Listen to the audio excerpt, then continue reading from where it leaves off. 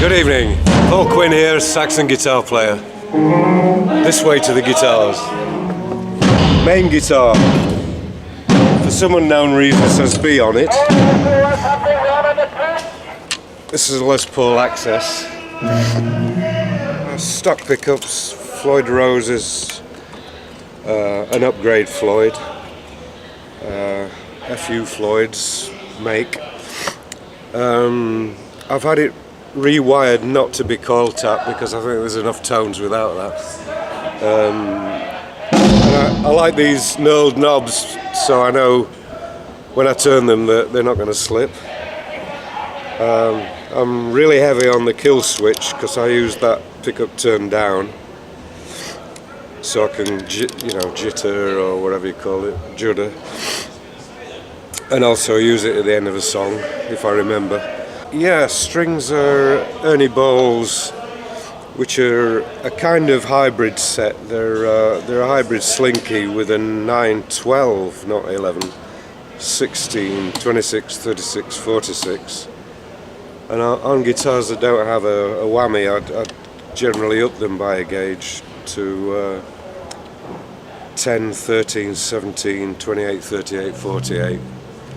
Things like Explorers, which I don't have any with me on this trip to America. This is a weird one. This is a VGS with bare knuckle pickups. It is channel. And as you can see, it's got both an Evertune bridge on it. You see how? Oh, it's not moving. They do move while you're playing. They tend to hold the tuning really well, and the true temperament frets mean that you can grab a chord with open strings in it and not worry that it will be out of tune. So they recommend that you either use a tuner that's set for their settings or tune every A on the guitar. They're both in E flat, so that's a half step down, which I call Seattle tuning after Hendrix, but it's been used by lots of people since, including other Seattle musicians, of course. And these bare knuckles are a PG and an Emerald, which work really well together, because that's the kind of Thin Lizzy sound, and that's the early Fleetwood Mac sound. You put them on both, and you get the split sound of Peter Green. And the last is a Japanese Strat, which is heelless as well as, I didn't show you on the Les Paul, but that's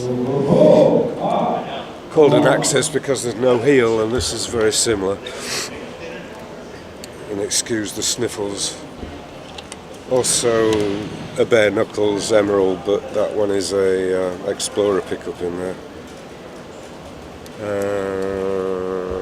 Pretty much stock wiring, except that this guitar would normally come with 2 single coils, and I decided to Les Paul it a bit. They're all in E flat, but we do have a drop C sharp song or two in our repertoire. So the VGS can do that because it's not got a locking nut on it.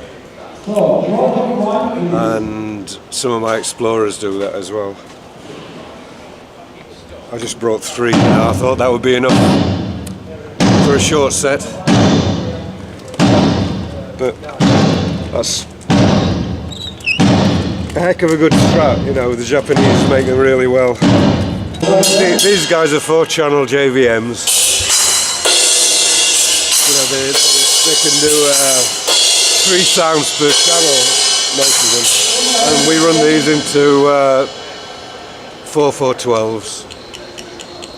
For some reason the stack sounds better with this head, rather than 1 amp, 1 cabinet. I think the sounds that we like, if you were to use 1 cabinet, you'd need a 50 watt to run it. But these are hundreds. That's our portable album sounds and effects duties. And it's all worked by the pedal board out there. this is my basic kit. Quite a few of them are broken in transit. Plimsoll gives a kind of 60s vibe to it. And I use it for sustain mostly. To give you some example of the full tone, that's the standard rhythm sound.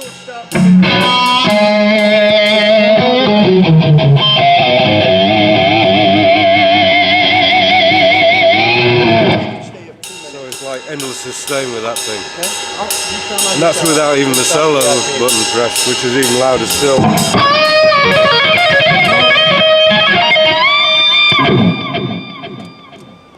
Plenty of echoes you can hear. Tuner, and this is a Shure system, which you can almost see. Works on Wi-Fi, so it's always got its own solo. If I deaden it, I get a tuner. It's going E flat, as you can see.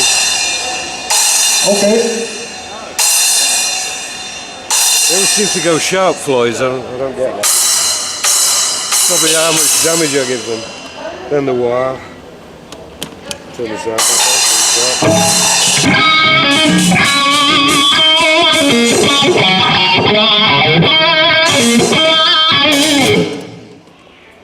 That's the wire. How many? 16 12-inch speakers over there. Into one microphone. Because it simplifies matters. I hope you've enjoyed looking at my gear. Come and see Saxon play, because we kick.